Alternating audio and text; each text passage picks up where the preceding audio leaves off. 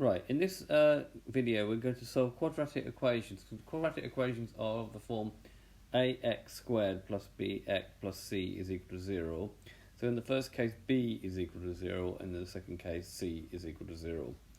So we're going to solve x squared minus 16 is equal to 0 and 3x squared minus 21x is equal to 0.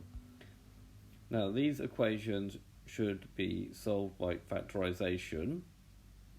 So let's have a look at the first one, which is x squared minus 16 is equal to 0. So in order to do this, you really need to know that a squared minus b squared is a plus b times a minus b. This is just something that you just need to learn, and therefore a will be the square root of x squared, square root of that number there, which is, if you square x and square root, you get x, and b will be equal to the square root of 16, which will give me 4. So this factorizes down to x plus 4 and x minus 4 is equal to 0 using this identity here. And then we say either, for this to be equal to 0, either x plus 4 is equal to 0 or x minus 4 is equal to 0. So x plus 4 is equal to 0 gives that x is equal to minus 4, or x minus 4 is equal to 0 is going to give that x is equal to 4. So we have our two solutions, x is minus 4 or x is equal to 4.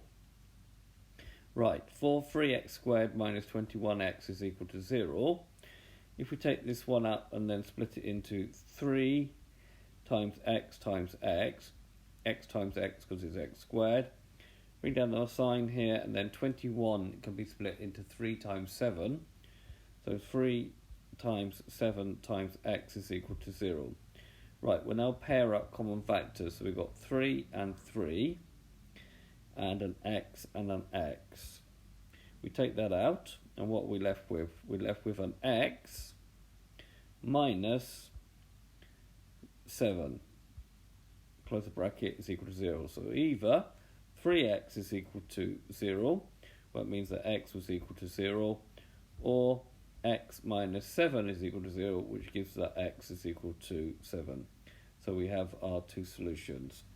So this is a video to show you how to solve quadratic equations when either b is equal to 0, like in part A, or c is equal to 0, like in part B. I hope you've understood, and I thank you very much for watching.